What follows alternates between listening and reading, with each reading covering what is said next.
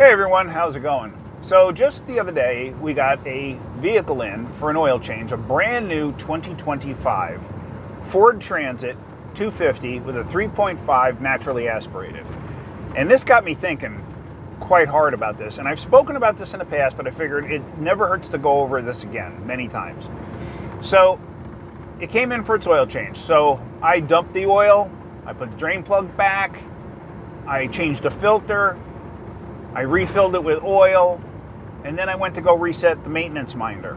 Okay, now mind you, when I dumped the oil, it wasn't muddy or anything like that, but it was dirty. 4,000 miles, you would expect it to be dirty.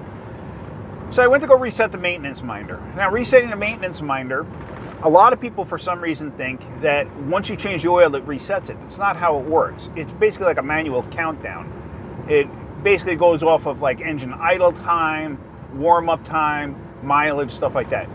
And I've usually never seen too much of a difference in between them. So in terms of cars that are left idling for a long time versus cars driven on a highway a long time. This is a construction vehicle. So this vehicle would do a lot of idling time. So idling time is usually where you would have to change the oil more often. But there again, it doesn't know the difference. The maintenance minder doesn't know the difference between harsh driving conditions or easy driving conditions, harsh weather or whatever. It doesn't know the difference. How can it know the difference?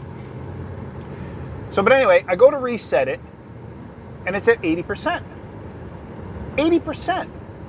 It starts at 100 and counts down to 0. At 100% is when you just change your oil. So there's 100% life left. It was saying there was 80% life left at 4,000 miles. So I'm like, that's insanity. So I went and I started looking it up because now I'm really curious. This really piqued my curiosity.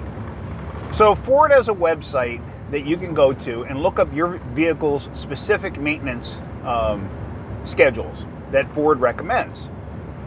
And in it, it says, go by the maintenance minder. 20,000 miles. The truck was 5 months old, and they put 4,000 miles on it in 5 months. So what is that? I'm not going to do the calculation on top of my head, but what is that? A year and a half, 2 years before they would put 20,000 miles on it? Are you going to go that long on your vehicle without changing the oil? That makes no sense. None. No sense whatsoever.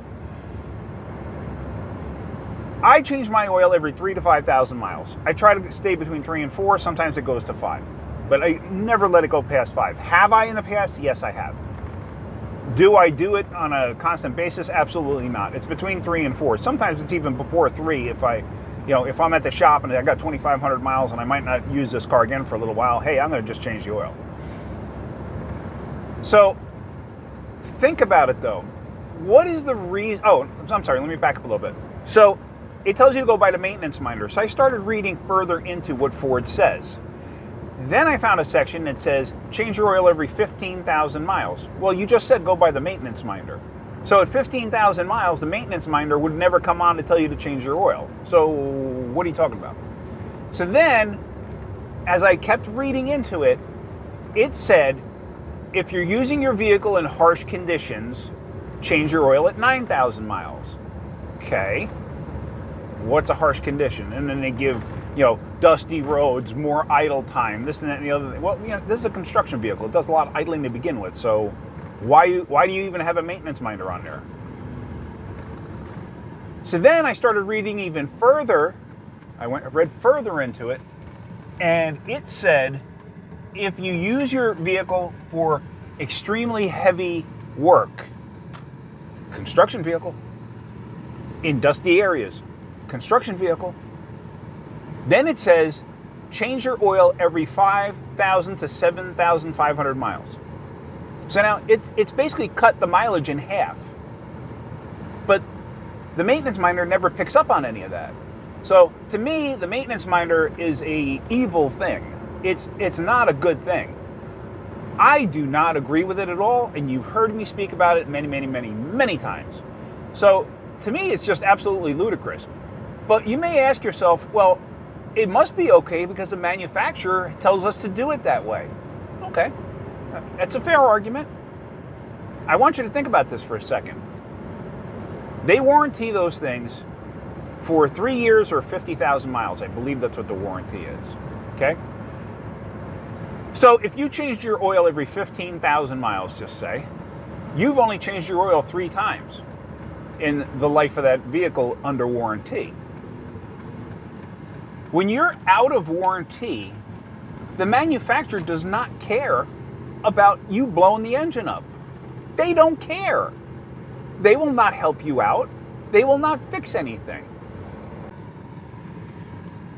So why wouldn't you change your oil? Why wouldn't you? Like I said, nobody's going to help you.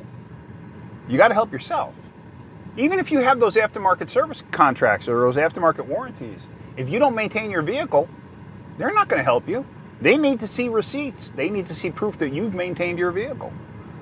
And if you don't have them, oh well. Even if they open up the motor and everything's clean as a whistle because you changed your own oil. If you change your own oil, save your receipts. But they don't care, and they will not warranty it. I mean, they have a little wiggle room here and there, but why go through the hassle for yourself? Now, the other thing, too, like I said, is why would manufacturers do that, have such a high mileage on something? Also, if you think about it, cost of maintenance is down, so the cost of owning the vehicle is down. I said that. But the carbon footprint or the emissions footprint or the environmental footprint is much less now for that vehicle than it would be if the oil changes were to be done at an earlier interval. So it's a win for them as far as emission standards and stuff go. So that's why they do that. It has more to do with emissions than you think. You know, you would think oil change, that's not emissions. Yes, it is. Yes, it is. So it's just, these are all things you've got to think about when it comes to maintaining your vehicle. I mean, you might sit there and wonder, like, why am I so against people not maintaining their vehicle? I guess because I'm a dad. You know, I got 6 kids, and they all drive, and I have beat it into their heads about checking their oil. I got one. You know what I mean? Anyway. 1 out of 6, not bad. She's a great kid, but damn it, check your oil. Anyway, there was something else to this that I wanted to say. Now I can't think of it. All right, hang on a second. And now I remember what it was. So, just not last week, the week before, had a customer come in with a the GMC Acadia, 3.6 liter. It was like a 2010, 2011. And he says, I don't know what's going on. He says, I got no lights on. He goes, but my car just does not feel right. It doesn't feel like it has enough power. It's definitely lost something and it just doesn't feel smooth. So I said, okay. So I go out there. Now, before I get any comments about this, does that lead you to check the oil right off the bat? No. You're thinking misfire or something like that. I bring a scanner out. It's got no codes. It's got nothing in it. Okay. I go to take it for a ride, and I'm like, man, this thing just doesn't feel right. I understand what he's talking about. It just doesn't feel like I would think it should. So I get back to the shop. Now, there was no lights on. You know, lights worked, but there was no lights on, no codes, like I said. So I get back to the shop, and I start checking it out. I pull the dipstick out. Nothing on the dipstick. Okay, that's cool. This thing had, I think, 97,000 miles on it. Nothing on the stick. All right. Say I had 2 quarts of oil. Check the oil. Nothing on the stick. I had 2 more quarts of oil. Now I got 4 quarts of oil in this thing. I could just see something touching the bottom of the stick. I had another quart, so now I got 5 quarts in there, and now it's just above the add mark. I added 5.5 quarts to this thing. 5.5 quarts. How the oil light was not on, I don't know. The oil light did work. So is the pressure switch stuck? You know, and putting the light off as soon as it starts? I don't know. I can't answer that. But it had no codes. So I put 5.5 quarts in it, and I took it for a ride, and it ran okay. So I came back and I told them, I said, we're just going to change the filter now. So we changed the filter, and then I added another half a quart to it at that point to make up for the filter that I just changed, and basically charged them for an oil change and a little bit of diagnostic time. But it was just amazing that the car actually ran as well as it did and didn't blow up. But I noticed it, the customer noticed it, that it wasn't running like it was supposed to. But now you got to think about this. An engine that holds 6 quarts, 5 quarts, whatever. You use up a quart. Let's start with 5. You use up a quart, you're down to 4. Now you used up that quart in a certain amount of time. Now to go from 4 quarts to 3 quarts, it's going to take less time. To go from 3 quarts to 2 quarts, it's going to take even less time than that. And then to go from 2 quarts to 1 quart, it's even faster. So the more you use, the faster you use it. So if you're not checking your oil, you could be in for a big problem. Because a lot of vehicles use low tension rings, piston rings. And low tension piston rings means they use oil. Hondas use oil, Toyotas use oil, they all use oil. You can sit there and say, oh, I had my such and such Toyota Corolla and it didn't use a drop of oil. Yes, it did. It's physically impossible not to use a certain amount of oil. Now, your older Toyota Corolla, it did not have low tension rings. So, yes, it probably used very little oil. My Dodge Neons never used any oil. Never.